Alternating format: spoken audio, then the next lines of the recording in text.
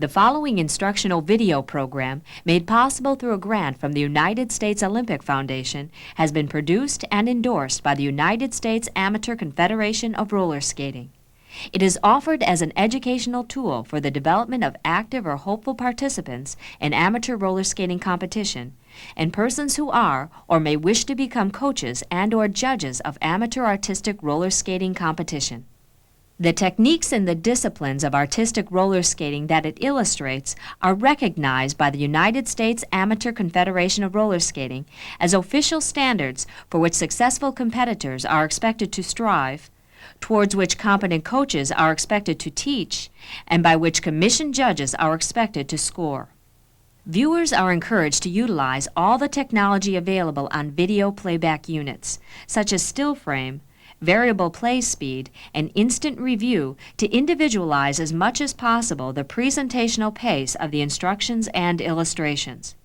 A printed guide has been created to supplement this video production and should be attached to the cassette case. The subject of this program is American Dance. The demonstration skaters are Debbie and John Labriola from Fountain Valley Skating Center in Fountain Valley, California. Your coach and commentator is Bob Labriola, also from Fountain Valley. American Dance is a discipline of roller skating which involves two people skating together doing prescribed steps. American Dance is a discipline of roller skating which develops and defines the fundamentals of correct skating. In American Dance, the measure of excellence is shared by the harmonious performance of skating movements by the partners and the accuracy of executing the prescribed requirement of each movement and dance. In a nutshell, the team that skates together and executes the more precise movements is the better team. We should all understand that roller skating is not an exact science and is subjective by nature. The purpose of this tape is to reduce the subjectivity to the barest minimum. What is stated in this tape and what is shown on this tape is the official USACR's position on American Dance. By definition, planing is a system of body inclination employing horizontal and parallel alignment of the head, shoulders, and hips.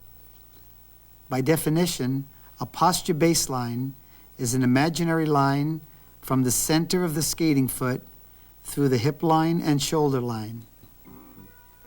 When skating American Dance, it is absolutely mandatory that your body be perpendicular to your tracing, except during the execution of 1 foot and 2 foot turns. This perpendicular relationship is commonly referred to as being square to your tracing.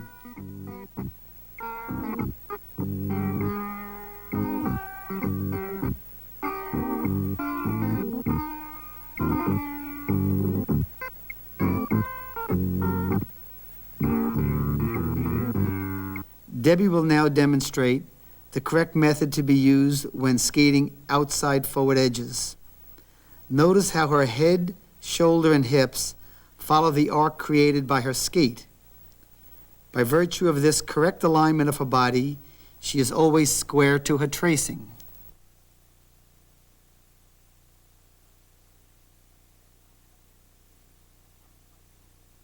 Debbie will now demonstrate outside forward edges done incorrectly. Notice how she is twisting the upper part of her body to create the edge. Any twisting of the body in this manner is absolutely incorrect, a blatant violation of being square to your tracing. During the execution of inside forward edges, the same regulations apply. Your hips, shoulders, and head must follow the arc being created by your skate. As with the outer forward edges, her body should always be square to her tracing.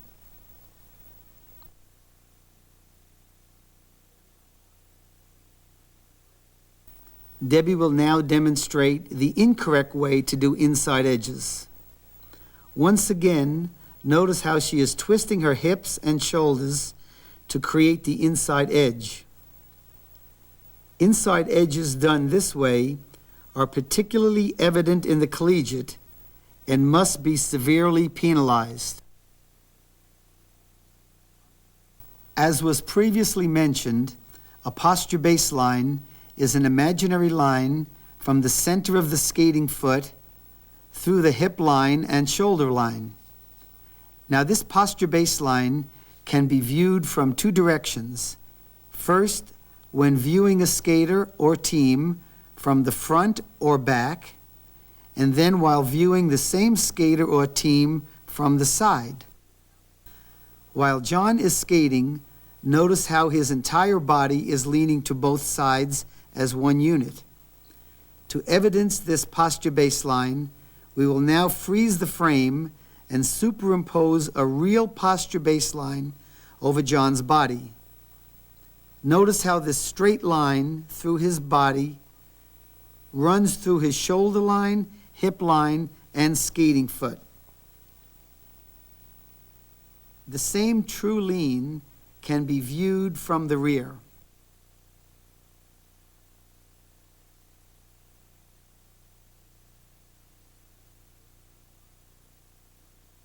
Now, notice how John's body is leaning left and right, not as one unit. Particularly notice how his hip is sticking out.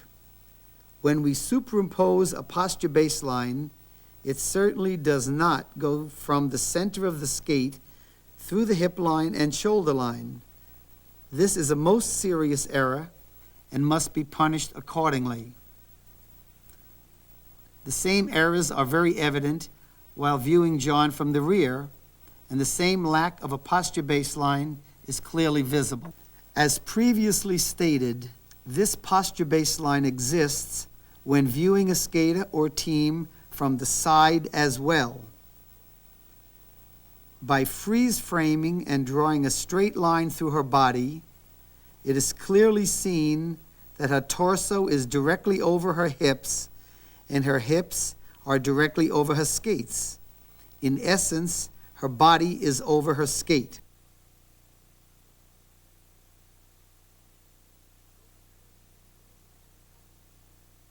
Notice how exaggeratedly arched her back is. If we were to draw a line through her body, it certainly would not indicate the correct posture baseline that must be used in American dance. The same error is being demonstrated, but on the other end of the spectrum. Debbie is leaning so far forward that her body is not over her skate. This is a very serious error and must be punished severely by all judges. By definition, a takeoff is the beginning of a new edge or flat from another edge or flat. There are two types of takeoffs, parallel takeoffs and angular takeoffs. A parallel takeoff is one in which both feet are directly alongside each other and on the same arc at the instant of weight transfer. Parallel takeoffs are used when going first from one outside edge to another outside edge. Secondly, from an outside edge to an inside edge,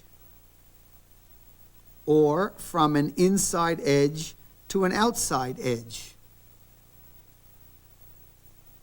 Parallel takeoffs are also used when going from one flat to another flat.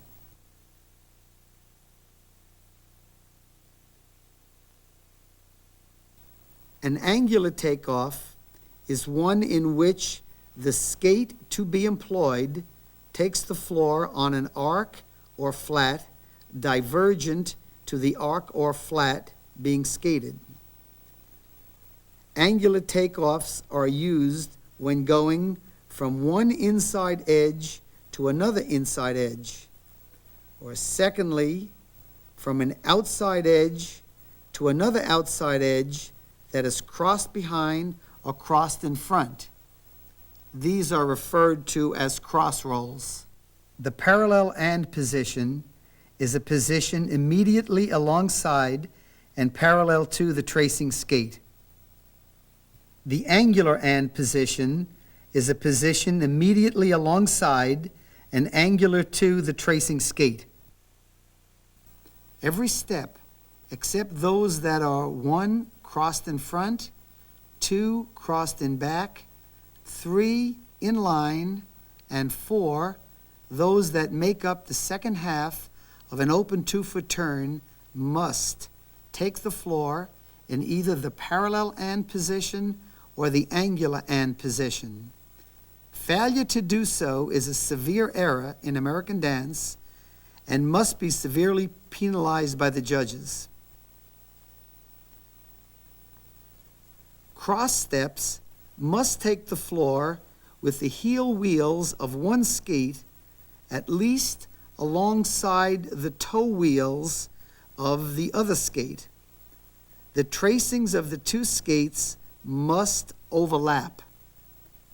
The tighter the cross, meaning the closer the skates are to each other, the better the movement. By definition, a step is the transference of body weight from one foot to the other. There are two types of steps, progressive steps and chasse steps. A progressive is a step that passes the old tracing foot. The most important element involved here is the passing of the old tracing foot.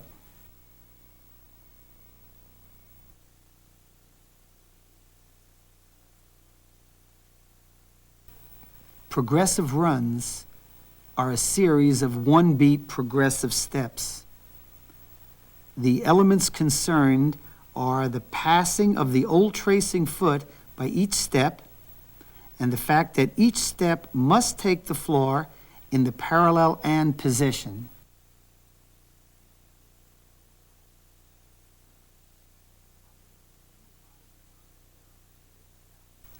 Some of the more common errors in progressive runs are crossing the second run.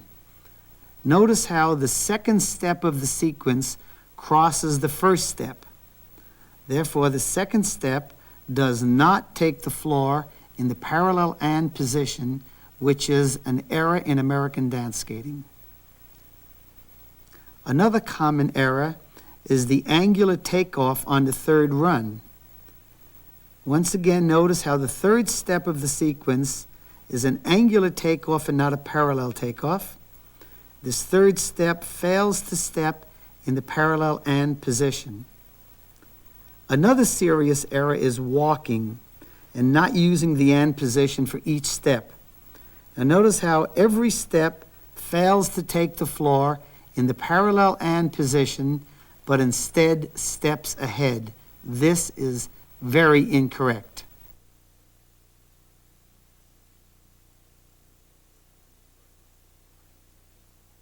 When your free foot is in a leading position and the next step is required to take the floor in the and position, it is perfectly correct for the free foot to be brought back past the and position in the air before stepping into the and position. Now, this situation exists after cross chasses and also after an out of forward swing.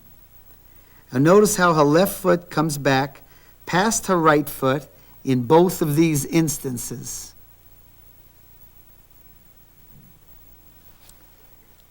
It is equally correct in both of these instances for the free foot to be brought back to the and position before the next step.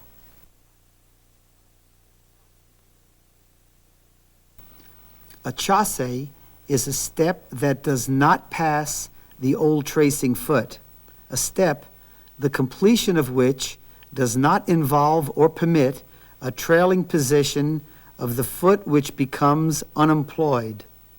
The essence of a chasse step is that the new step does not pass the old step. There are 5 types of chasse steps: raised chasses, crossed chasses, dropped chasses, swing dropped chasses, and inline chasses. The first chasse that we will demonstrate is a raised chasse.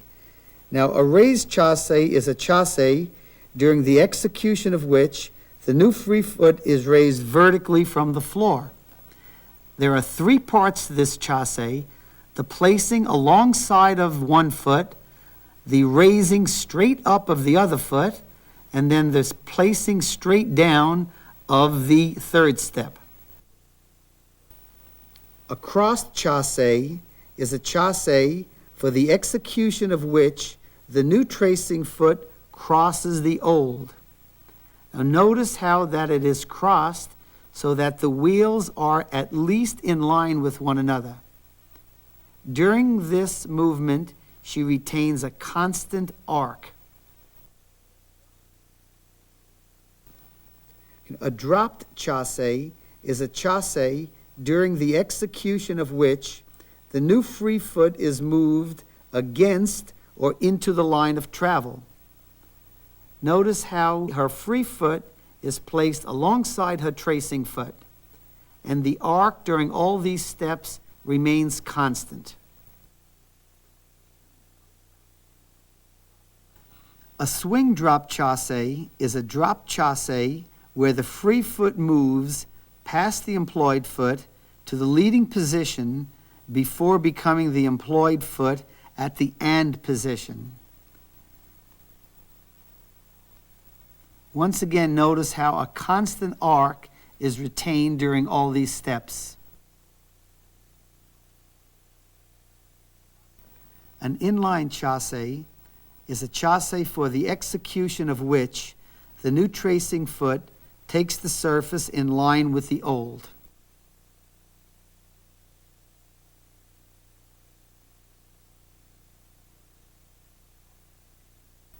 A stroke, by definition, is a step executed so as to impart momentum, which is synonymous with saying a step executed so as to give thrust or power. Therefore, no chasse steps are strokes, and some, but not all, progressive steps are strokes. A dance baseline is a real or imaginary reference line around which the lobes of a dance are built. It separates the barrier lobes from the center lobes. Every rockover in a dance must occur on the baseline. Adherence to the baseline must be absolute. There is no allowable deviation from it. The team that misses the baseline by even a small amount is in error. However, they are better than a team that misses it by a greater amount. Axis. In skate dancing, the axis of a dance is the angle created by the intersection of a lobe and a dance baseline. The axis of all dances used in the competitive program is 45 degrees except the Fascination Foxtrot and the Blues, which are 45 to 60 degrees, the Harris Tango, which is 60 degrees, and the Continental Waltz, which is 90 degrees. The dance axis for many of the forward skating dances can range from 45 degrees up to 90 degrees, as long as the lobe symmetry is maintained. Mathematically, the second half of the lobe starts at the top or high point of the lobe, as indicated by the drawing on the screen. Now, this is based on the assumption that the number of beats in the first half of the lobe will cover the same amount of floor as a like number of beats in the second half of the lobe. Should this assumption not be true, as in the center lobe of the Bluesiaga, the distribution of the number of beats on each half of the lobe must be modified. It is more correct to adhere to the baseline than it is to have the lobe mathematically divided in halves by the number of beats, and fail to return to the baseline as indicated by the drawing currently on the screen.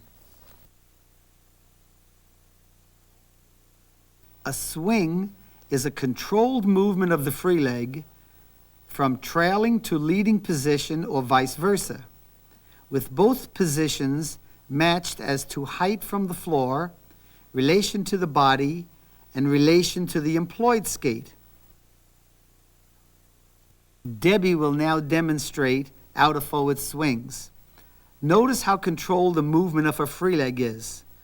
Also notice that the path of her free leg is parallel to the path of her tracing foot. The movement of her free leg does not create or steer the edge.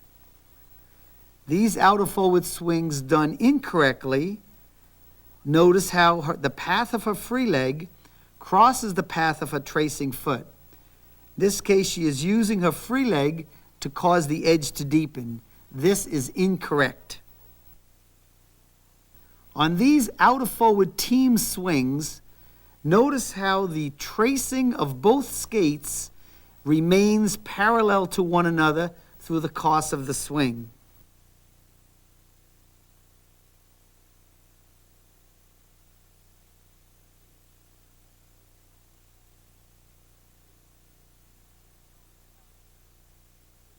Once again, notice how their skates remain parallel to one another as they swing their free leg.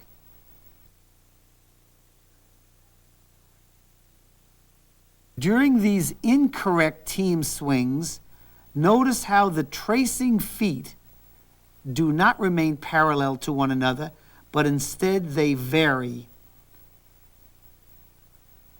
One time they're getting closer together, and the next time they're getting further apart.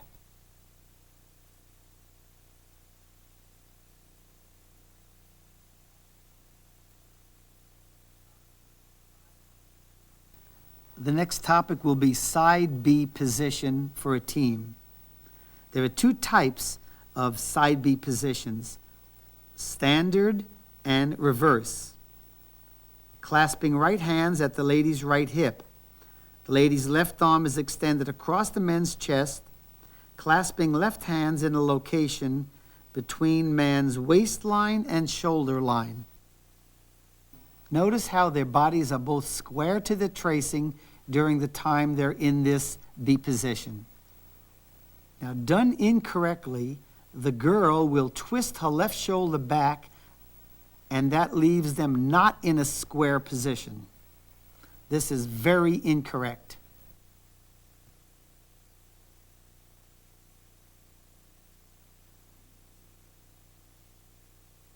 Timing for skate dancing is the harmonious relationship between the team movements in executing the correct fundamentals of skating and the specified requirements of the dance to support the musical accompaniment.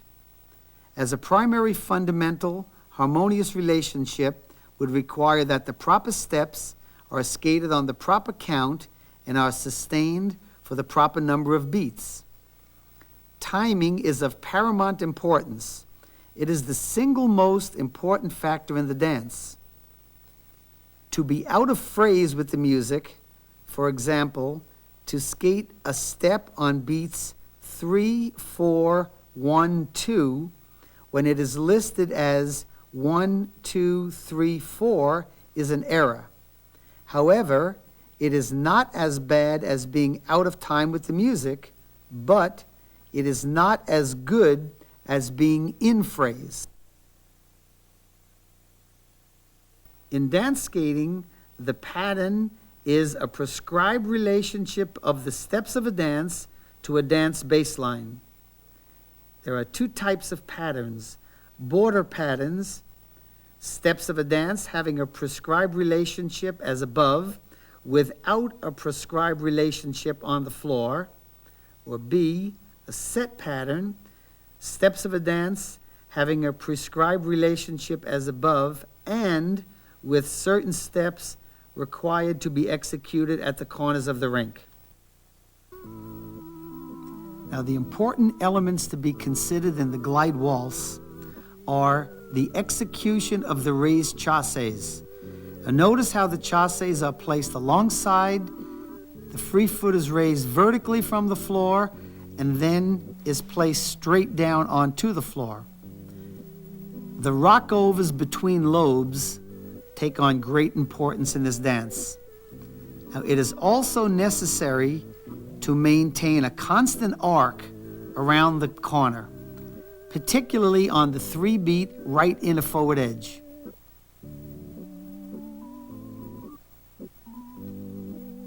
All the takeoffs in this dance are close and parallel and should take the floor in the parallel and position.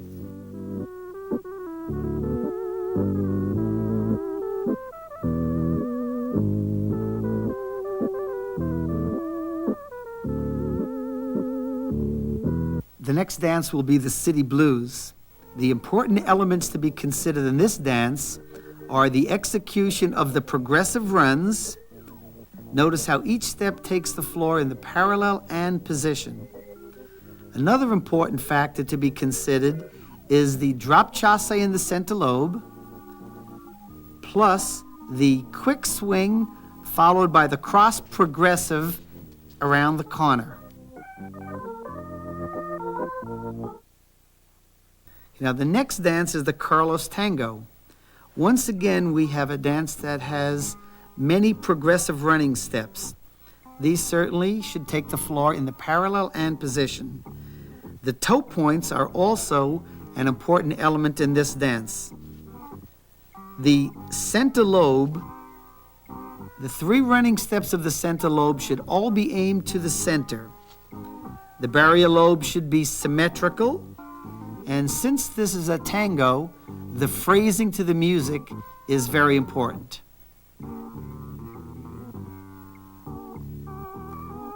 And notice how the corner is in one constant arc.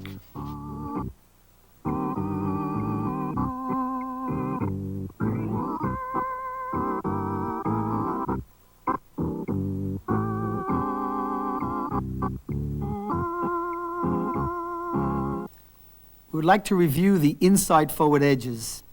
These inside forward edges require angular takeoffs, which are takeoffs where the to-be-employed foot takes the floor on an arc or flat divergent to the arc or flat being skated.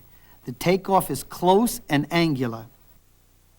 The next dance to be skated is the Academy Blues. Now, the important elements of the Academy Blues are retaining a constant arc at the end of the first barrier lobe so that there is no twisting entering the center lobe.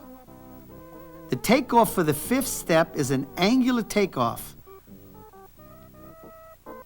The progressive running steps must all be taken the floor in the parallel and position.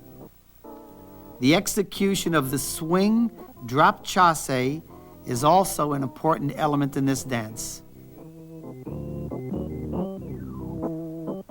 The next dance is the Bluesiaga. Probably the most important thing in the Bluesiaga is the angular takeoff that is used entering and exiting from the center lobe. Now, during these angular takeoffs, the body must rock prior to the new foot taking the floor. The progressive runs once again take great importance in this dance, as do the cross progressives and cross chasse steps. The angular takeoff on the left inner forward edge and the angular takeoff on this right inner forward edge are major factors in this dance.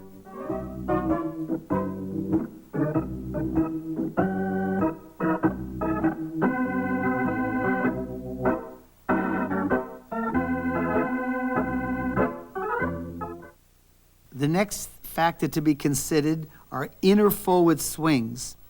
Now, while Debbie is doing these inner forward swings correctly, notice how she bends her free leg as it passes through the and position. Her posture baseline remains good, and there is absolutely no twisting of her body. And notice how the knee of her free leg bends as it passes her skating foot. It is absolutely necessary that this happen in order to retain a good posture baseline.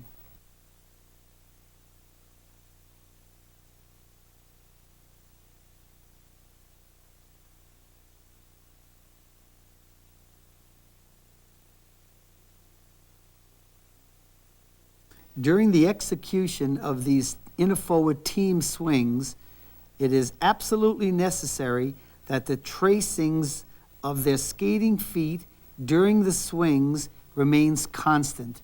There should be no deviation between the parallel relationship of their feet.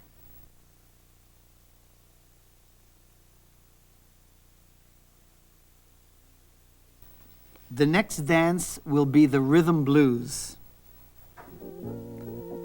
Highlights of this dance are the angular takeoffs that must be executed prior to the beginning of the first swing and prior to the beginning of the second swing. These takeoffs must be angular. Parallel relationships of the skating feet must be retained.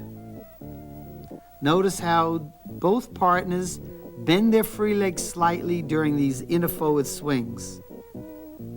All progressive runs are stroked through the parallel hand position with tight cross progressive and cross chasse movements.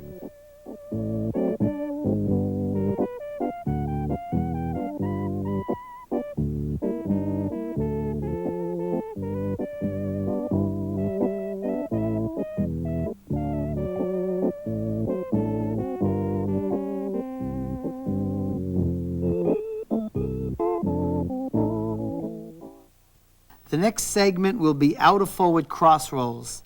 These outer forward edges require angular takeoffs with an outside edge immediately being obtained by the proper rockover from the preceding step. There should be no twisting of the torso before the cross front. The free leg only moves up and over to effect the cross.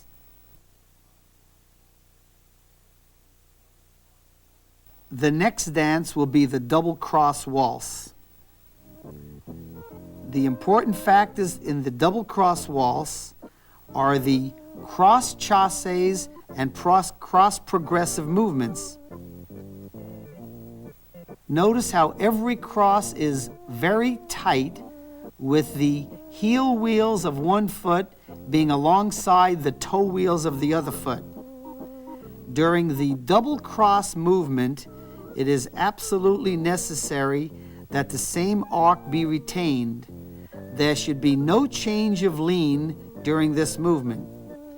The axis of the center lobe may be skated as deep as you would like, provided that the lobe symmetry is maintained.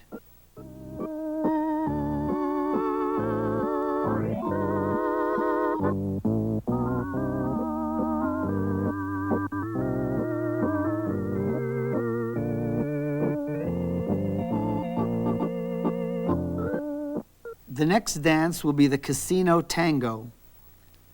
The important parts of the dance are a definite change of edge, right outer inner forward swing, during which time the body remains square to your tracing.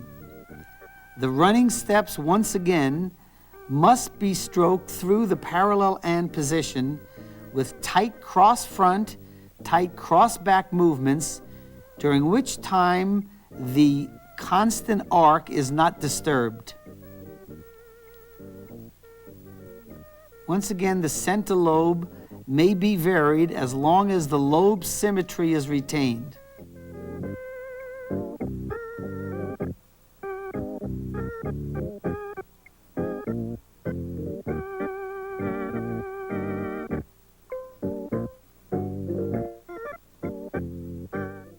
The next dance will be the Skater's March.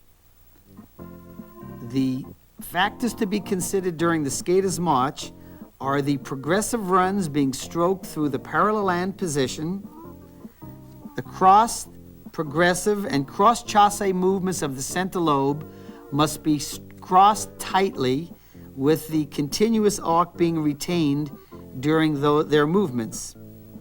The right out of forward swing must be aimed down rank with a parallel relationship being retained between the tracing skates of both partners. In the skater's march, the phrasing to the music takes on importance. The swing must be executed on counts 1, 2, 3, 4, not 3, 4, 1, 2. The next dance will be the Tatango.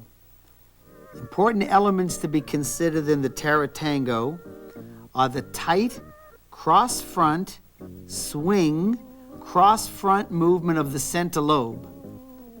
During these steps, the arc must be constant. There should be no deviation of it during any of these steps. The toe point movements also take on importance in this dance. Once again, the progressive running steps must all take the floor in the parallel and position. There should be no crossing of running steps during this dance.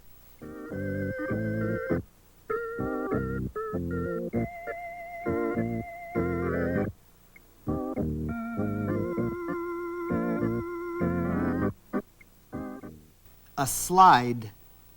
By definition, a slide is a step wherein the free foot, all four wheels, is kept on the surface and moved to a leading position.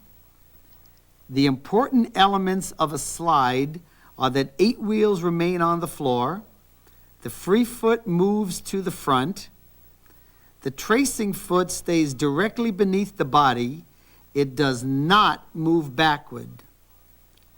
You must not cross the second slide. This is usually caused by the left foot crossing behind the right foot rather than the right foot crossing in front of the left foot.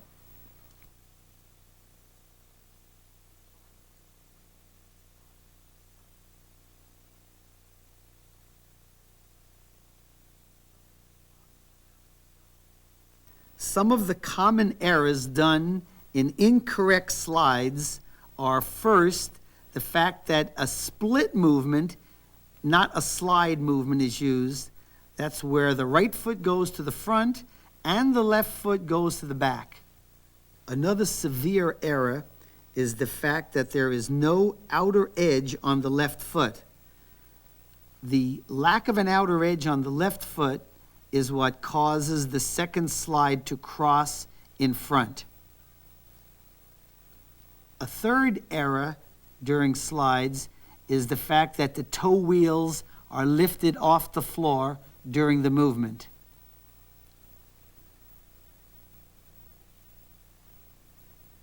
All 8 wheels are required to be on the floor. The next dance will be the Denver Shuffle.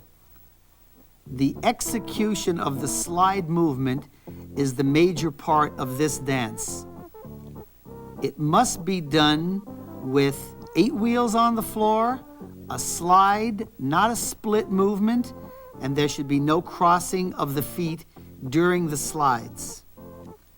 The center lobe, which is made up of a cross front, cross behind movement, must have a constant arc during the full duration of that center lobe. The barrier lobe must remain symmetrical. During the swing, the tracings of the skaters should remain parallel to one another. The musical count for this dance is 1, 2, 1, 2, 1, 2.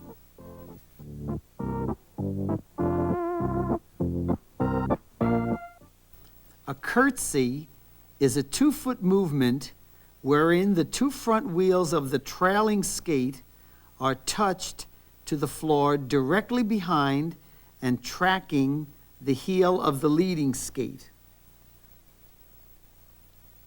Done correctly, the curtsy is placed directly behind and held there for one beat of music prior to being lifted off the floor.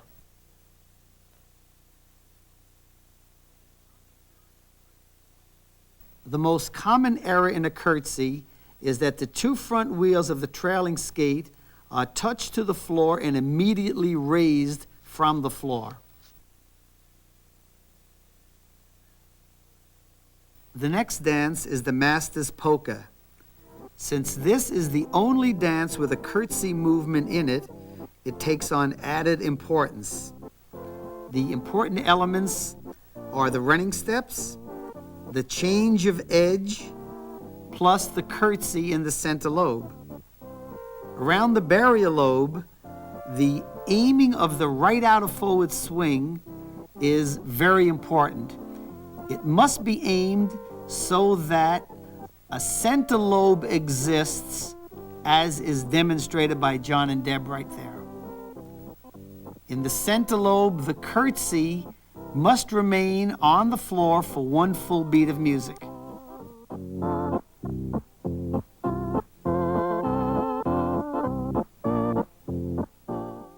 A change of edge is a change of curve from outside to inside, or vice versa, on one foot without a change of direction of the skate. The next dance is the progressive tango. Entering and exiting from the center lobe are changes of edge. These changes must occur on the baseline with a corresponding change of lean with the body. The body should not be twisted to accomplish this change of edge. The toe points must be directly in front and directly behind on the correct beat of music. Rise and fall of the skating knee creates the toe point. The progressive running steps must all take the floor in the parallel land position with close, tight, cross-front movements. The next topic will be the execution of outside backward edges. During the execution of outside backward edges skated correctly, it is absolutely imperative that the free side of your body be brought around so that you are square to your tracing. At no time does her skate come around the arc without her body following in a square to the tracing relationship. Outside back edges skated incorrectly usually exhibit an exaggerated twisting of the free side. Notice how Debbie is twisting her body to accomplish these edges. Notice particularly how her free hip twists around as she pushes. Skating in this manner indicates a complete lack of basic backward skating skills and must be severely penalized.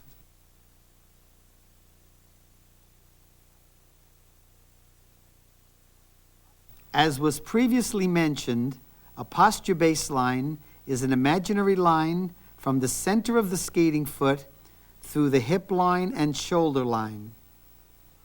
While John is skating, notice how his entire body is leaning to both sides as one unit. To evidence this posture baseline, we will now freeze the frame and superimpose a real posture baseline over John's body. The same true lean can be viewed from the rear. Now, notice how John's body is leaning left and right, not as one unit. Particularly notice how his hip is sticking out. When we superimpose a posture baseline, it certainly does not go from the center of the skate through the hip line and shoulder line. This is a most serious error. The next topic to be discussed will be the takeoffs for some open Mohawk turns. The forward to backward variety of an open 2-foot turn must be executed with the second step of the turn being placed heel to heel with the first step. The skates must be on a single tracing with the heels touching at the moment the second step begins.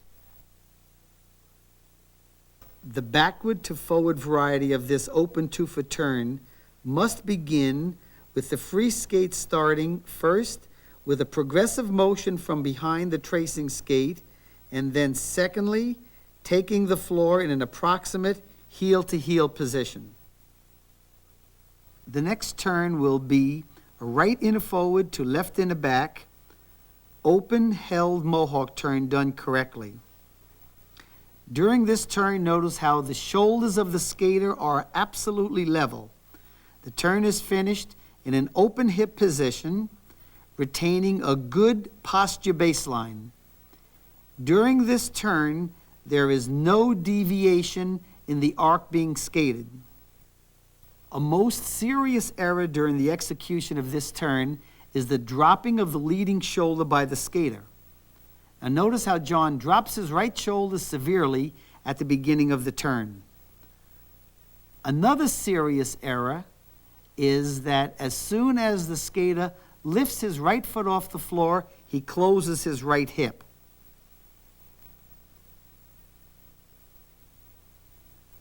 Now, this hip should remain in an open position as the right foot leaves the floor.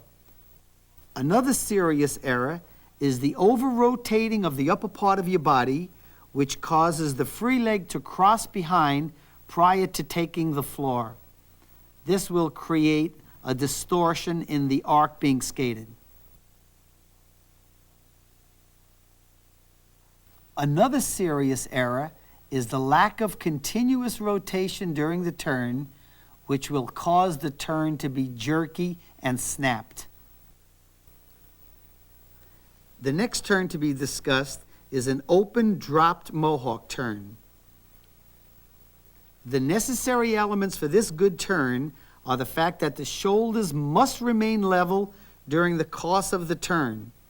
As soon as the turn is made, the right outer back edge takes the floor in the parallel and position on the next beat of music.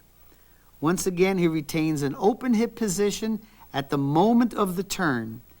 Good posture baseline with no deviation in the arc. Now, done incorrectly, the same errors are prevalent. That is, the dropping of the right shoulder during the turn. This creates an absolutely incorrect turn. Shoulders must be level when this turn is done. The takeoff for the right inner forward edge must be made in the parallel and position, not angularly, which causes you to step outside the circle being skated. This is a blatant error in the execution of this type of a Mohawk turn. The twisting of the body prior to stepping out for the Mohawk turn must also be avoided with the corresponding crossing of your free leg before the turn. The next Mohawk turn to be considered, it will be a right outer back to left outer forward Mohawk. During the execution of this turn, once again, it is absolutely obligatory that the shoulders of the skaters remain level. After having taken the right outer back edge, there is a slow, gradual, continuous, steady rotation with the free leg stroking from behind the right skate onto a left outer forward edge. The takeoff must be from behind the right skate. Done incorrectly, the most common error is the dropping of the right shoulder prior to stepping forward. Notice how the dropping of the shoulder causes a large cusp, which in turn causes the arc that we're skating on to deviate. The next thing to be discussed is the A position when skating with a partner. Now, A position is a closed relationship face-to-face of the partners, wherein one partner progresses in a backward direction while the other partner progresses in a forward direction.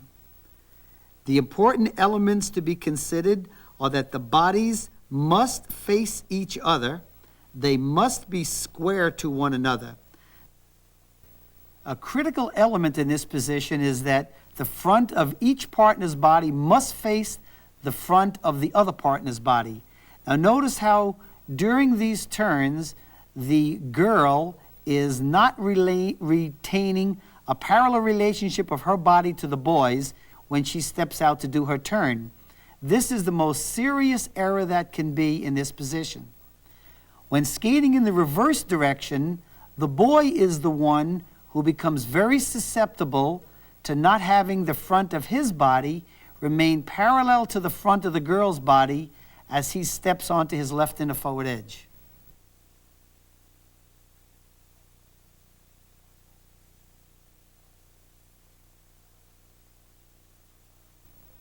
Rotation is a circular motion of the torso in a horizontal plane.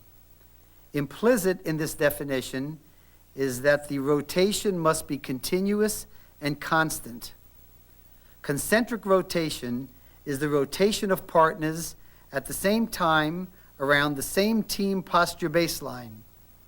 Rotation of partners at the same time on the same arc. A good example of this is the continuous barrier lobe of the Chasse Waltz. These are steps numbered 4, 5, 6, 7, 8, 9, 10, 11, 12, 13, 14, 15. Step 4 is executed in a tracking relationship. Step 5 is executed in a tracking relationship. Step 6 begins in a tracking relationship. Immediately thereafter, the rotating process begins constantly and continuously. Step 7 is executed in a non-tracking relationship. Step 8 is executed in a non-tracking relationship. Step 9 is the same as step 6. Begins in a tracking relationship. Immediately thereafter, the rotating process begins constantly and continuously. Step 10 is executed in a non-tracking relationship.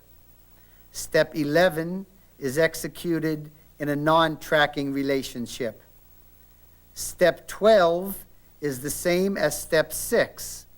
It begins in a tracking relationship, and immediately thereafter, the rotating process begins constantly and continuously. Step 13 is executed in a non-tracking relationship. Step 14 is executed in a non-tracking relationship. Step 15 is executed in a tracking relationship. During these back-to-forward turns, steps 6, 9, and 12, the backward skating member of the team will deviate into the circle as much as necessary to allow the forward skating member to move up, but also as little as possible. The parallel relationship between their bodies must be maintained. The corner of the Chasse Waltz is the prime example of the execution of this type of Mohawk turn with a partner. Now, during these steps, notice the parallel relationships of their bodies. The front of the girl's body should continuously face the front of the boy's body. When the boy does his turn, the front of his body should continuously face and be parallel to the front of the girl's body. The rotation involved is constant and continuous. There is no stop, rotate, stop, rotate. The rotation is constant and continuous.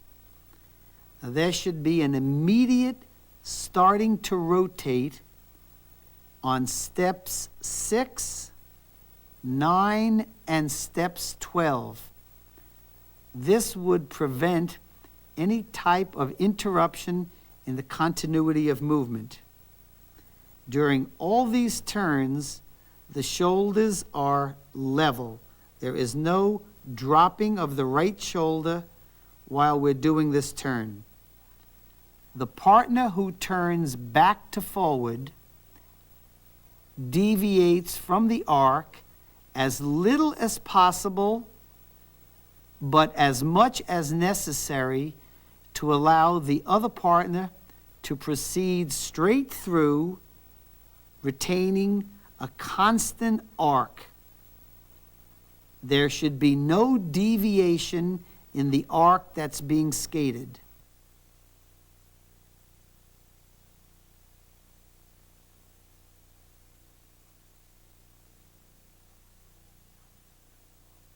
Some of the more common errors during these turns are the partner not remaining parallel or square to the person with whom he or she is skating.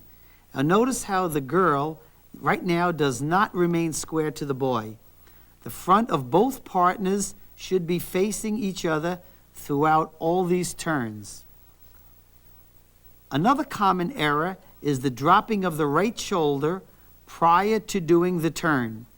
Now the shoulders must remain level during the forward and backward part of this turn.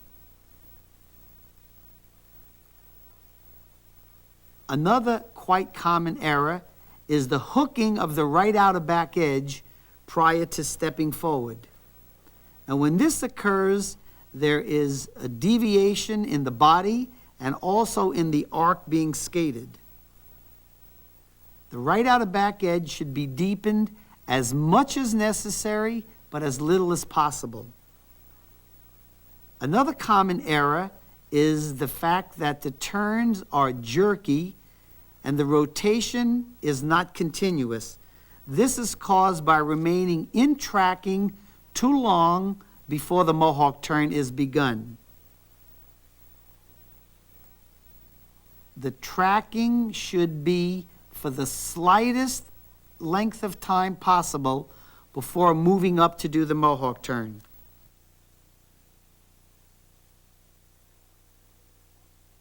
The next dance will be the Chasse Waltz. The important elements to be considered in the skating of the Chasse Waltz are the execution of the Mohawk turns, the fact that you must remain square to your partner throughout the complete dance. The correct tracking should be exhibited when so stipulated on the corner. The correct tracking down the straightaway takes on great importance, plus the adherence to the 2-beat, 1-beat, 3-beat sequence of music throughout the whole dance. All the elements of the Mohawk turns that were previously discussed should naturally be exhibited in this dance.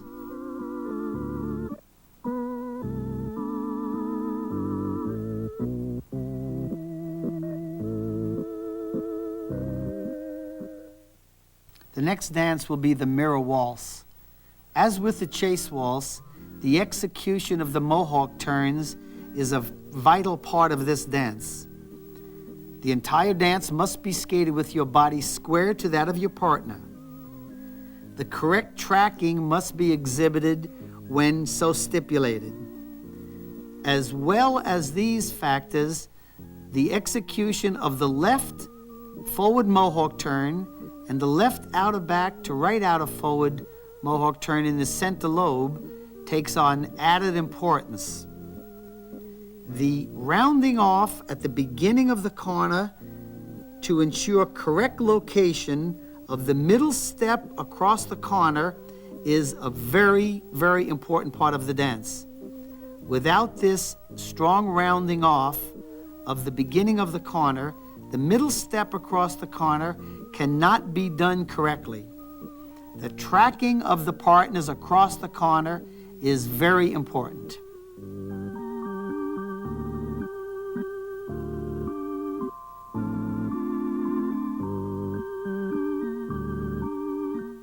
The next subject to be discussed will be outer back swings. As Debbie does these swings, notice her hips remain square to her tracing. She is not twisting her hips around as she does the swing. The path of her free leg is parallel to the path of her skating foot. It should be this way and not with the path of her free leg being swung around while the path of her skating foot goes straight ahead.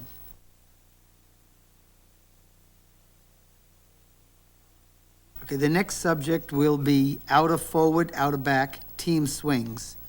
Notice how the boy is tracking the girl as he does his swing. His body is following hers, and his skating foot should follow hers at the same time. They should be in a single trace with the toe wheels following one another.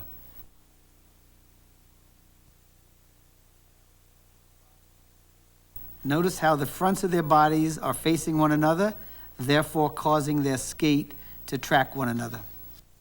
Now, done incorrectly leaves the boy out of tracking at the time of the swing.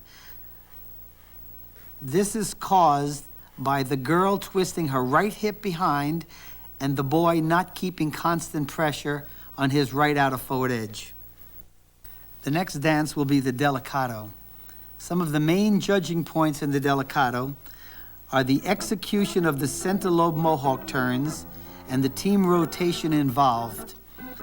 We also are concerned with the concentric rotation on all the Mohawk turns around the continuous barrier lobe. During all 4 sets of swings, the trailing partner should track the leading partner. The continuous arc of the barrier lobe with all the elements of good concentric rotation must be exhibited during this dance. The girl should not deepen her left outer back edge prior to entering the center lobe.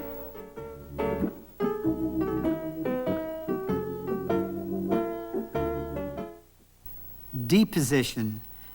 An open relationship of partners side by side wherein both progress in the same direction, forward or backward. The shoulders and hips of both skaters should be as perpendicular as possible to their tracing. It is incorrect for the fronts of their body to be facing one another more than being perpendicular to their tracing. Inner forward edges require angular takeoffs from one foot to another. The fronts of the body should be perpendicular to the tracings. There should be no twisting of the bodies to cause the inner edges. The takeoffs being angular is the major element. During the skating of cross rolls, the major element is the fact that the takeoffs must be angular. Our objective should be to obtain an outside edge immediately upon the foot having taken the floor. There should be no twisting of the torso before the cross front.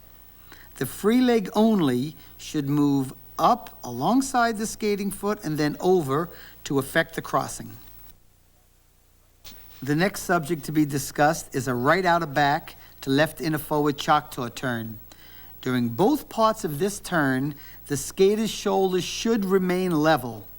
The weight should be transferred to the heel wheels before stepping forward. The most common error in this turn is the fact that the skater drops the right side prior to stepping forward, which causes him to step ahead as he puts his left inner forward edge down. The next dance shown is the Collegiate. The important parts of this dance for the boy is the angular takeoff that's involved with his inner edges. The inner edges should be pure from the moment the foot takes the floor. There should be no twisting. For the girl, her cross rolls should be angular and close. Pure outside edges from the moment they take the floor with no twisting of her body. The Mohawk turns around the corner must be done heel to heel with the shoulder level, correct timing on the turns. The boy's back to forward Choctaw turn should begin with his shoulders level should step forward level, aiming his left foot to the center. The concentric rotation around the corner must be evident. The first step of the corner for the girl, her right inner forward edge, must not be crossed in front. It must take the floor in the parallel and position. Reverse B position. The man skates on the right side of the team. The man's left arm is extended across the lady's back, clasping left hands at the lady's left hip. The lady's right arm is extended across the man's chest, clasping right hands in a location between man's waistline and shoulder line. Both skaters should be facing straight ahead with their bodies perpendicular to their skate. A common error involved in this position is the fact that the bodies have twisted so that they are no longer perpendicular to their skate. The next subject to be discussed is the cross front, left inner back to right inner forward Mohawk turn. During this turn, the important elements are that the shoulders of the skater should be absolutely level. Prior to stepping forward, the weight is transferred to the heel of the tracing skate. An open hip position is obtained. The free foot, prior to stepping forward, starts from behind the heel. The next Mohawk turn will be a right inner forward, left inner back, non-concentric team turn. The major element during this turn is that the distance between the both skaters should remain constant. During this turn, it is incorrect for the partners to get closer together as is exhibited in this frame. On the left inner back, right inner forward team turn, it is essential that the team does not get too close together during the middle of the turn. Once again, the freeze frame brings this point out. The next dance will be the Siesta Tango. This dance is done in reverse B position. There should be no twisting of the boy into the center lobe. During the center lobe, a constant arc should be maintained. There should be no deviating from it during the cross front and cross back. The right outer inner forward 6-beat swing must involve a definite change of edge, not an outer forward edge that changes to a flat. The execution of the Mohawk turns should be as was just stated in the preceding segment. The team should not get any closer during the middle of the turn than they were at the beginning of the turn. This applies to the forward and backward turns.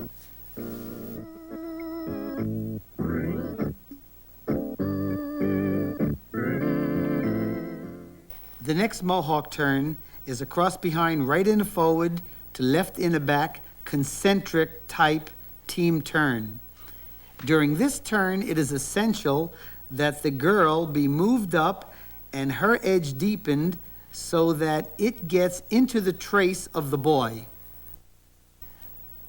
After the turn, she naturally moves into the boy's circle. It is incorrect for the girl to remain stationary while the boy goes outside her circle. The next Mohawk turn will be a right outer back to left outer forward concentric team turn. Notice how the skater's shoulders are level, they remain on a constant arc, and the boy who is on the outside of the circle deepens his edge so he gets in line with the girl prior to stepping forward. Now, an incorrect rendition of this turn has the boy deepening his back edge too severely, causing his right shoulder to drop, causing there to be a deviation in the arc. Notice how there is a change of lean prior to stepping forward on the team. This is incorrect. The next dance will be the Southland Swing. The important elements of this dance is the proper rotation and turns at the beginning of the corner, followed by the proper rotation and turns at the end of the corner. During all these turns, the person on the outside of the circle must move up into the circle of the other person. During all these turns, the shoulders must remain level. The right out of forward swings must start at the baseline, aim to the center, and return to the baseline.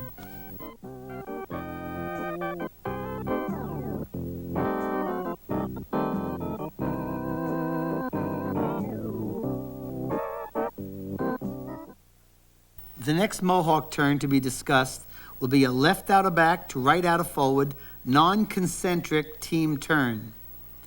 Now, during this turn, notice how the girl's shoulders remain level. She steps forward to the boy's side without any twisting of their body. The tracings of their feet remain parallel to one another. On this incorrect version of that turn, notice how the girl deepens the end of her left outer back edge prior to stepping forward. This causes her to hook the edge and to lean outside the circle prior to stepping forward. This is a severe error. The next item will be the second swing at the end of the straightaway in the Highland Schottische. Notice how the tracing feet of the skaters remains parallel to one another as they do this swing.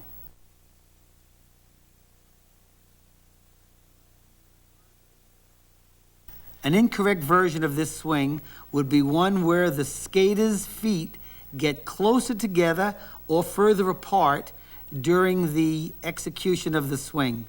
The distance there should remain constant. The next dance will be the Highland Schottische. One of the major elements of this dance is the corner steps.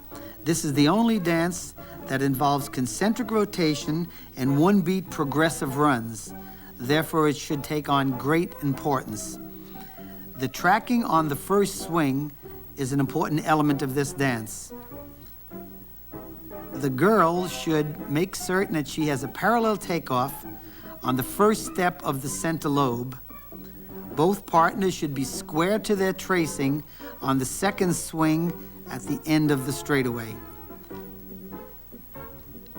As the girl enters the corner of the dance, the first step of the first Mohawk turn must not be crossed in front.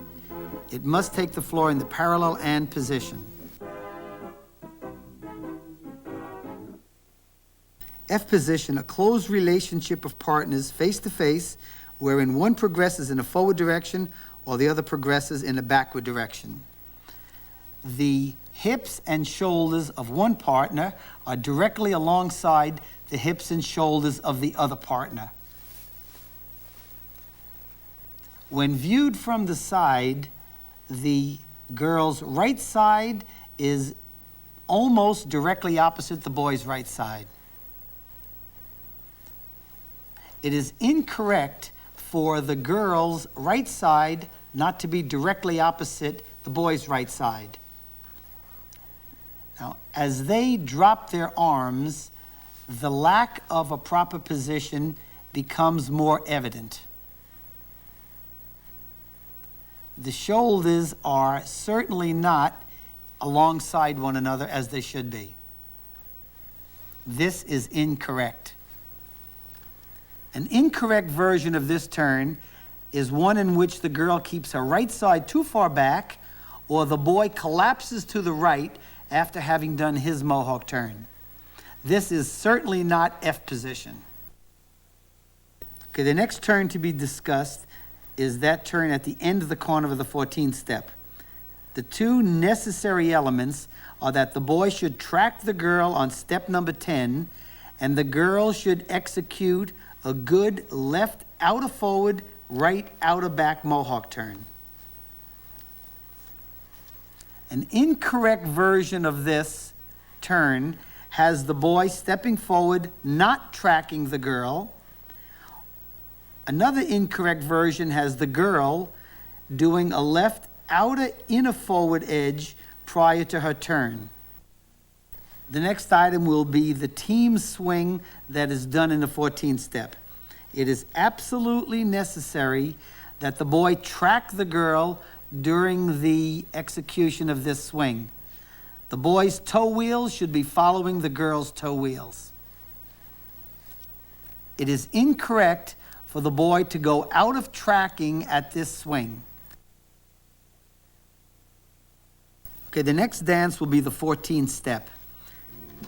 During this dance, the important elements are the Mohawk turn entering the corner, the Mohawk turn exiting the corner, the tracking on the swing. During the corner, the girl's Mohawk turn, left out of forward to right out of back, should begin at the top of the lobe or the center of the floor. Step number 13, a 2-beat out of back edge for the girl must be held for 2 full beats prior to rocking over before the swing.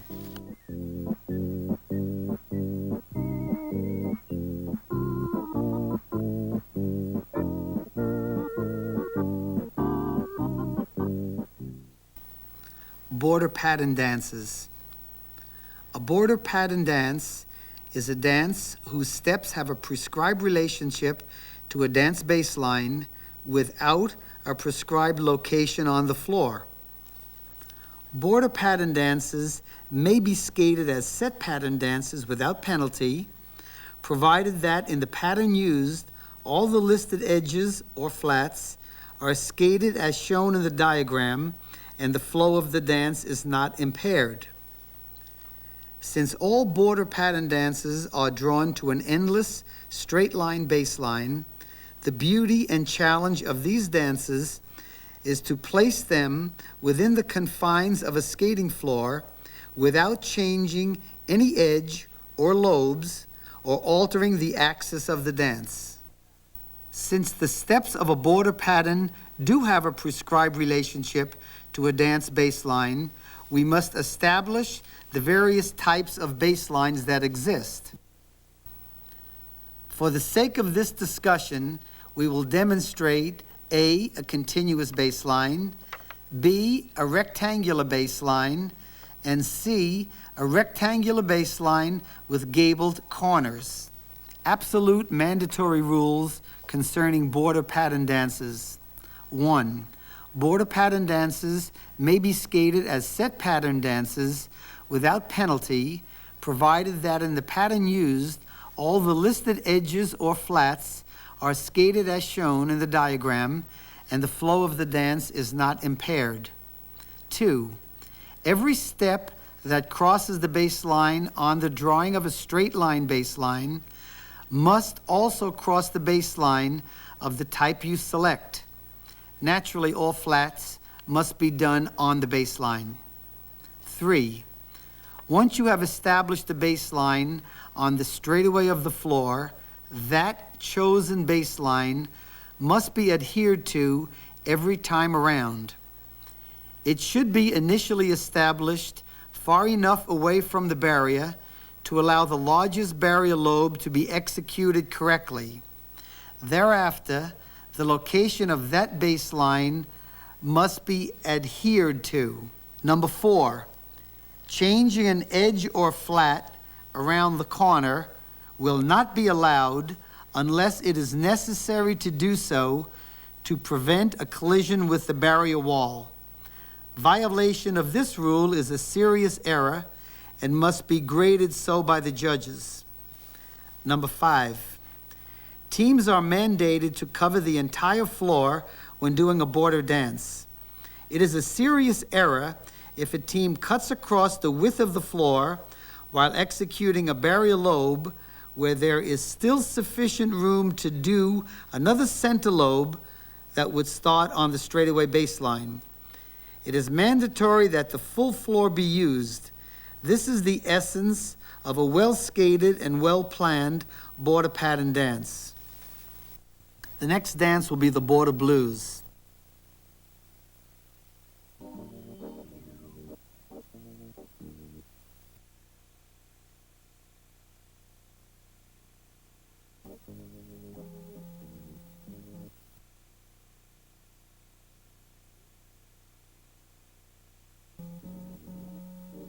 The major judging point in this dance is the adherence to the border pattern rules, since this is a border dance.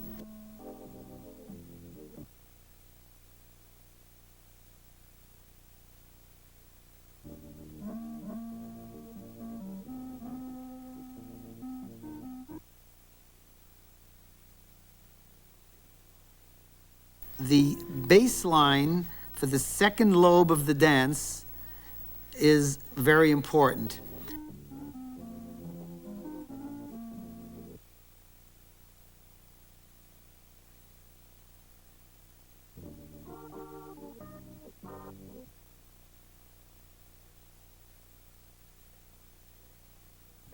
Step number 6 is a 2-beat right out of forward edge.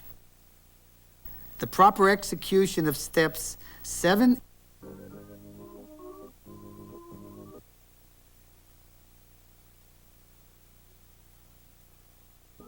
8, and 9, with the girl skating into the circle, is very important.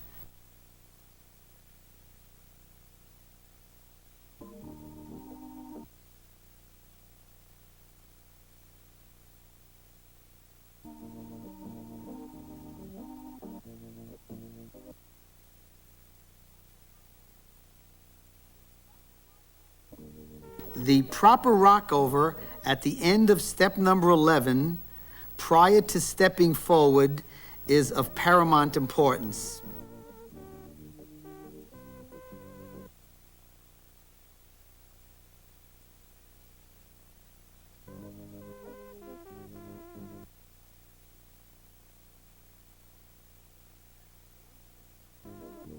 As the boy steps from back to forward on this Choctaw turn, he should not be leaning toward the girl.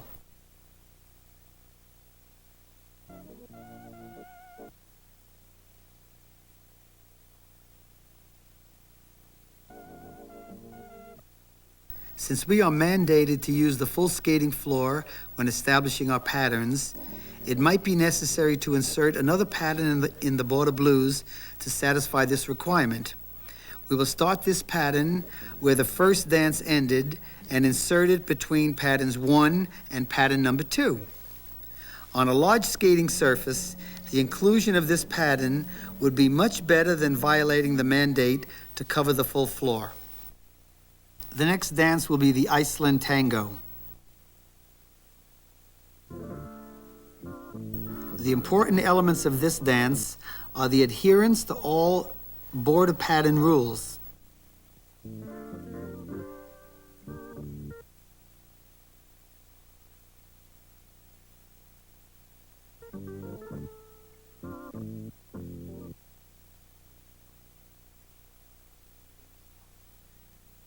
A major part of the dance is the executing of the flats.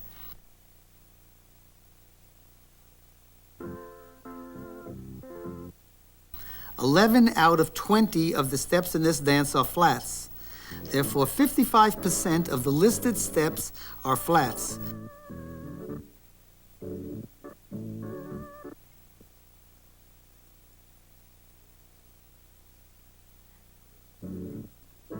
Naturally, the execution of the flats is of primary importance.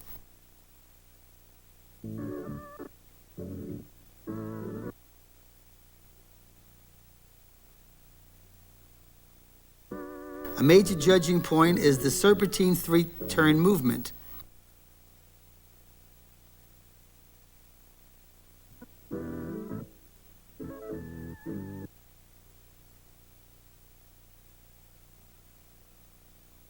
The movement begins with the boy tracking the girl. The girl then deepens her right inner back edge as much as necessary, as little as possible.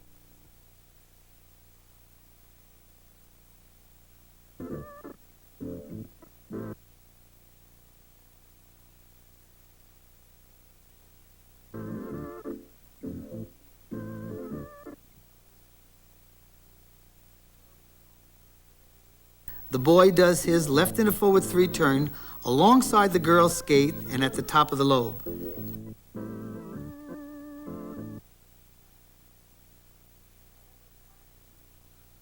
All the flat 2-foot turns must be executed with both parts of the turn on the baseline.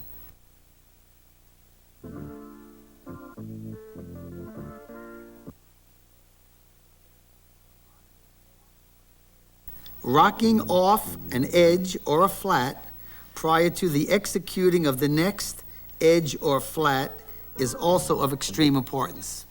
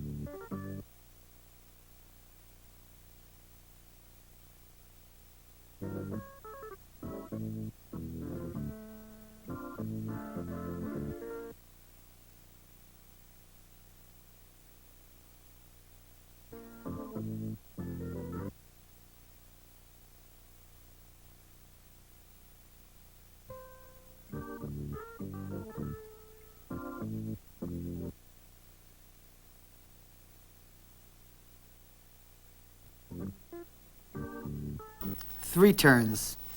A three turn is a 1-foot turn from a forward edge to an opposite backward edge or vice versa, with the rotation in the direction of the initial edge and with the cusp inside the circle. Done correctly, these three turns are done with the free leg close to the skating foot, the shoulders of the skater absolutely level, the body rotating around a constant axis.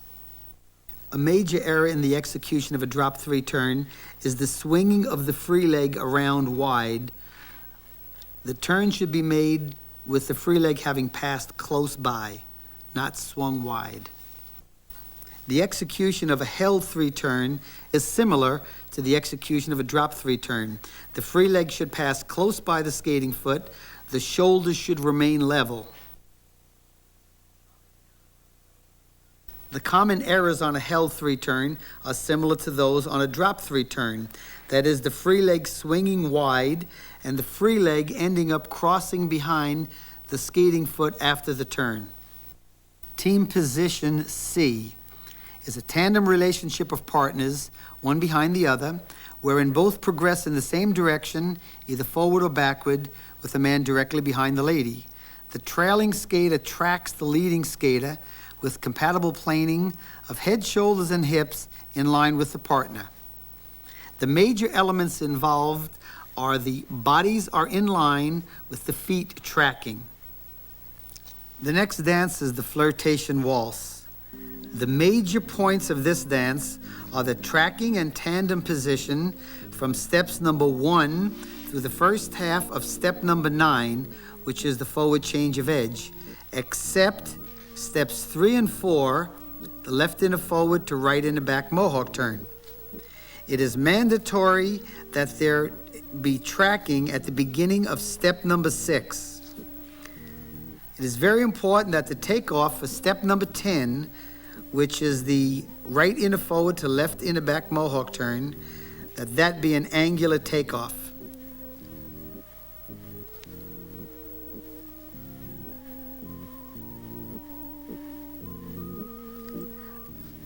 The timing of the 3 turn and the cross chasses are very important.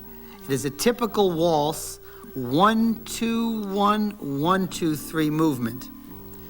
The timing of the 6-beat 5-step turn is of paramount importance, as is the girls' back to forward Choctaw turn and the boys' change of edge at the end of the 2nd straightaway. The Imperial Waltz. The man must track the girl on step number 1, that is his right outer forward 3 turn. The girl's first step, left outer back, must have a close takeoff aimed to the center. After the boy's 3 turn, he and the girl both step down in a tracking position going towards the top of the lobe before it comes around with the swing. The timing on the 3 running steps after the second swing are of paramount importance. The concentric rotation during the Mohawk turn is important, as is the timing and execution of the girl's left outer forward 3 turn. The boy should be tracking the girl on his left outer forward swing at the end of the continuous barrier lobe.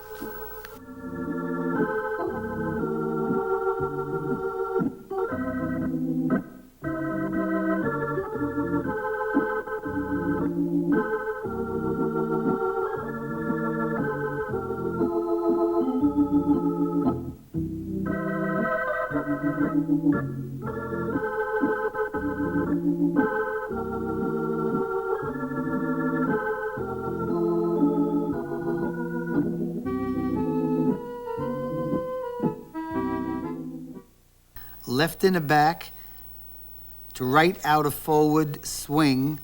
It's just a back to forward Choctaw turn. During this back to forward Choctaw turn, both partners must rotate to an open position prior to stepping forward.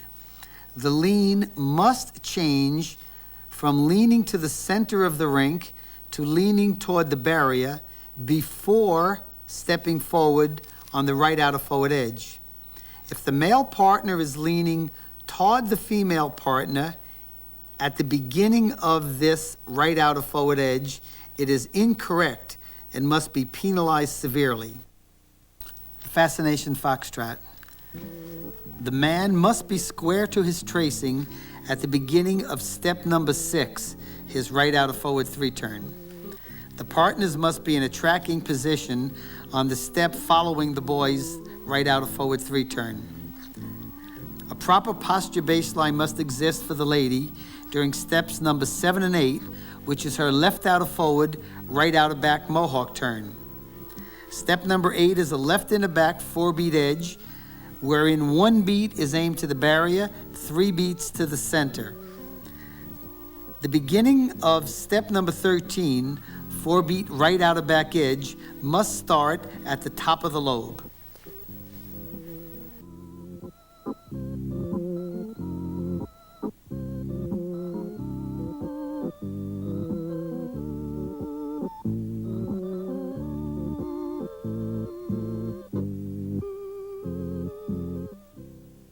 The Rocker Foxtrot. The partners must be square to their tracing for steps number 1 through 4. The lady moves to a closed A position after executing her rocker turn. The man must track the lady on step number 5B, his right outer forward edge. The partners remain square to each other from the lady's rocker through the beginning of step number 7A. Step number 8, cross front right outer forward swing, is an angular takeoff to ensure a good right outer forward edge. On the left outer forward to right outer back Mohawk turn, the man moves up and the lady deepens their edge so a tracking relationship is obtained. On the back to forward Choctaw turn that follows, the lady should move up as the man deepens his edge prior to stepping forward for the last swing. The next dance is the blues. The boy should change sides during the execution of step number 3. On step number 5, his right outer back edge, he should move up and deepen his edge so that a tracking relationship will exist. The major part of the dance is the execution of the forward to backward Choctaw turn, followed by the back to forward Choctaw turn.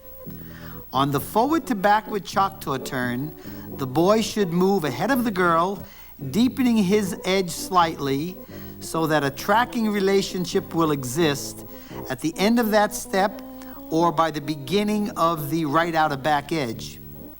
The right outer back edge must be aimed out to the barrier and back to the baseline. The left outer back right inner forward Choctaw turn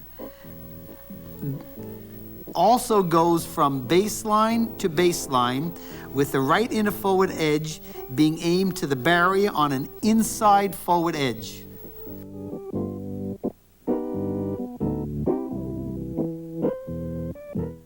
a left out of forward to right out of back closed Mohawk turn. During the execution of an outside forward to outside back closed Mohawk turn, the second step of the turn must take the floor in the parallel and position. During the execution of this closed Mohawk turn, notice how John's body retains a good posture baseline.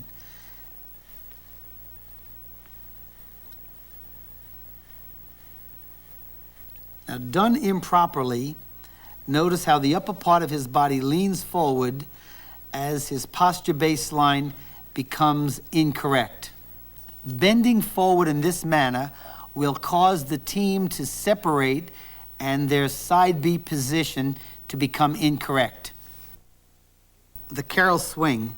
The major elements of the carol swing are a closed forward to backward Mohawk turn, an open back to forward Mohawk turn, side B position without any deviations therefrom, the left inner outer forward change of edge. During these Mohawk turns, on the forward to backward Mohawk turn, the boy should move up, the girl deepens her edge to obtain a tracking position. On the back to forward turn, the girl should move up and deepen her edge to obtain a tracking relationship. On both of these Mohawk turns, a solid side B body position must be maintained. Step number 13, the left inner outer forward cross behind must begin at the top of the center lobe.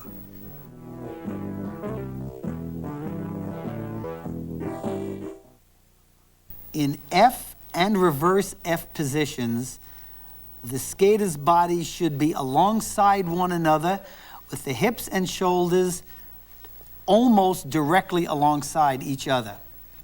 The Harris Tango. An important element of this dance is the correct F and reverse F position. The correct usage of the arms to change sides is very important in these positions. The cross chasse movements and swings with timing of 1 beat, 6 beats, and the baseline involved during these movements is of great importance. The matching of the bodies and free legs after the right outer forward 3 turn. When the man steps back to forward after the girl's right outer forward 3 turn, he should be tracking her. The flats should be executed as solid steps without any deviations from the flat. The 2-foot flat turn must be controlled with no separation between their bodies.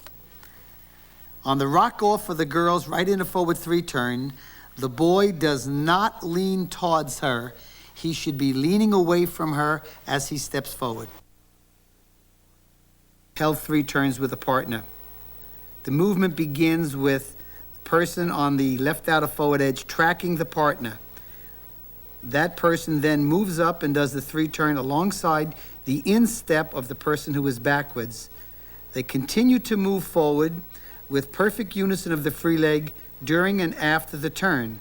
The roles are then reversed. The partner who is backwards steps forward and tracking, moves up alongside the other partner and turns at the instep, then continues to move up. Once again, the unison of the free leg during and after the 3 turn is important. The more common errors in this type of a turn is that the person fails to step from back to forward in a tracking position, then fails to move up to do the 3 turn at the other partner's instep, then fail to continue to move up thereafter. The unison of the free legs during and after the turn will that way be greatly affected to a negative degree. The Continental Waltz. One of the most important factors of this dance is the proper phrasing. The musical count is 1, 2, 3, 4, 5, 6, and the skating count must be exactly the same. If a team skates the dance 4, 5, 6, 1, 2, 3, they are skating out of phrase, and in this dance it is a most serious error. The axis of the dance must be at least 90 degrees. As in all the 3 turns that were demonstrated in the prior segment, they should be done tracking, moving up, turning at the instep, continuing to move up thereafter.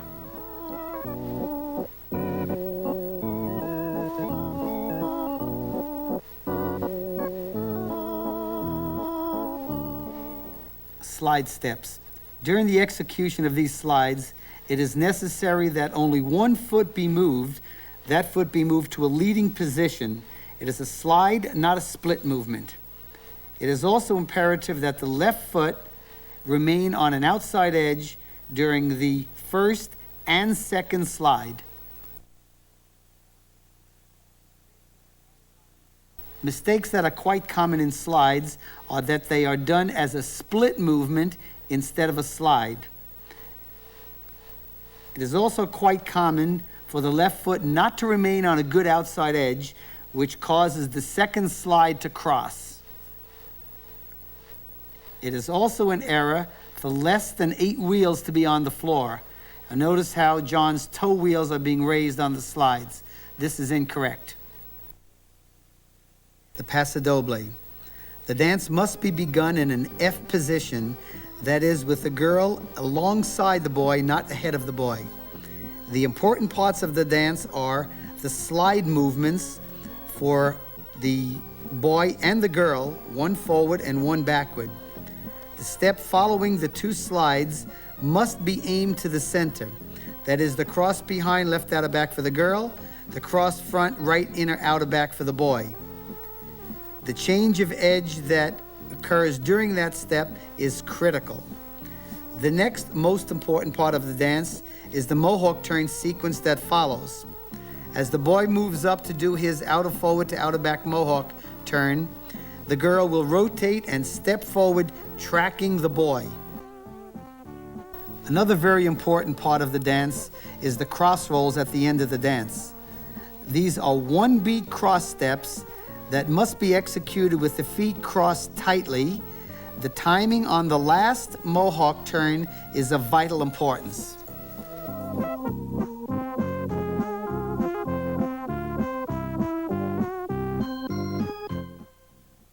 The Viennese Waltz. The timing at the beginning of the dance is extremely unique. The progressive runs and crosses are skated on beats numbered 1, 2, 3, 6, 1, 4. These movements at the beginning of the dance and in the middle of the dance are executed in closed A position, not side by side. Another very important part of the dance is the execution of steps 9, 10, and 11. That is a Choctaw turn for the boy and an open heel-to-heel Mohawk turn for the girl. Upon completing that movement, the boy must step forward in a tracking position as the girl completes her Mohawk turn. After the boy's 3 turn, the girl must turn from back to forward, tracking the boy on step number 15. Toward the end of the dance, after the girl's 3 turn, the boy must step from back to forward on step number 24, tracking her. The Killian. During the execution of the Killian, it is very important that the 3rd step, left outer forward edge, be held for 2 beats. The 4th step, right outer forward, be held for 2 beats. Thereafter, you must deepen step number 5, 6, and 7. On the cross front and the cross behind, the boy should move ahead due to a strong inner forward cross behind. He then moves up to almost a tracking position with the girl. After the Choctaw turn, which is executed with the right heel at the left toe, the next step being an inline step, the girl then is moved past the boy. Now, as the boy crosses in front, he then moves the girl ahead, deepens his edge so that he can step from behind the heel into the circle parallel to the girl.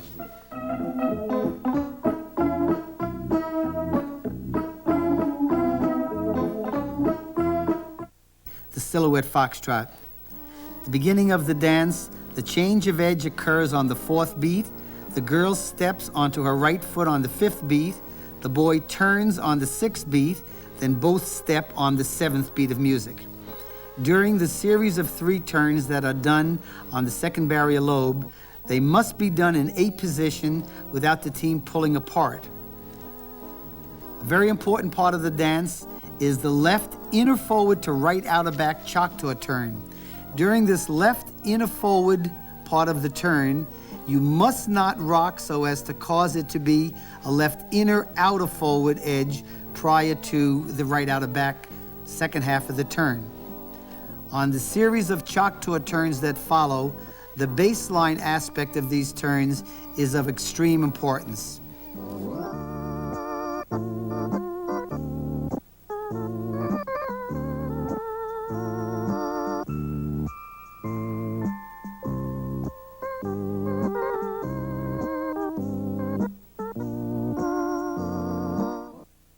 The Carol Tango. 9 of the 22 steps in this dance are flats. Therefore, the flat aspect takes on great importance. Now, the team must rock off properly from a flat before doing the edge turns that follow. After the first sequence of flats, step number 5 must rock to an edge to allow the Choctaw turn that follows to be aimed correctly and be placed correctly on the baseline. The forward to backward flat turns that the partners do facing each other are very, very important, followed by the forward flat turn. These 3 series of flat turns are an extremely important part of the dance. Another very important aspect of the dance is the series of cross rolls that are done, intermingled with 3 turns. At the end of the dance, when the boy steps from back to forward, followed by the girl's right inner forward 3 turn, followed by the girl's left inner forward 3 turn, followed by the last flat of the dance. This segment is of extreme difficulty. The baseline aspect of it is of great importance. The Westminster Waltz. Due to the fact that this dance has large center lobes, patterning problems are presented when doing this dance. The first center lobe begins with an open held Mohawk turn. Step number 7, left outer back, 6 beat edge must begin down rink, return to the baseline. The series of crossed flat chasses followed by flat 1-foot turns is a major part of the dance. The flat aspect of these steps is of critical importance. The execution of the girl's right inner forward rocker and the boy's corresponding change of edge is a major part of the dance. The last center lobe, the girl turns her right outer forward 3 turn to the boy's right shoulder. We then step forward in reverse B position, changing to B position in the middle of the step. The Quickstep. This dance must begin in the center of the floor. The baseline starts at the beginning of step number 5, left outer forward swing. The Choctaw turn movement that follows is of extreme importance, and it must return to the baseline before the change of edge. The following step is a left inner back cross behind. On step number 10, the 4-beat cross behind right outer back edge, the distance from the barrier must be the same as the distance from the barrier on step number 5, since they are both 4-beat barrier lobes. Upon stepping forward thereafter, the rock over after the first left inner forward edge before the right inner forward edge is of extreme importance. Around the corner, the change of lean and change of edge is a very important factor in the dance.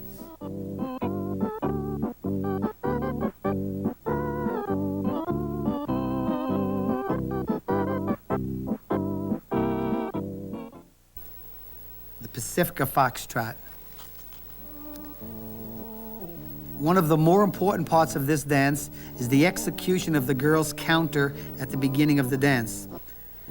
While the girl does this turn, the boy deepens his left outer forward edge to move alongside the girl. The step thereafter, step number 4, must be aimed down rink to start. The most difficult part of the dance is the left outer forward to the right outer back Mohawk turn for the boy. The right outer back edge starts at the top of the lobe, proceeds to the center. The girl's 3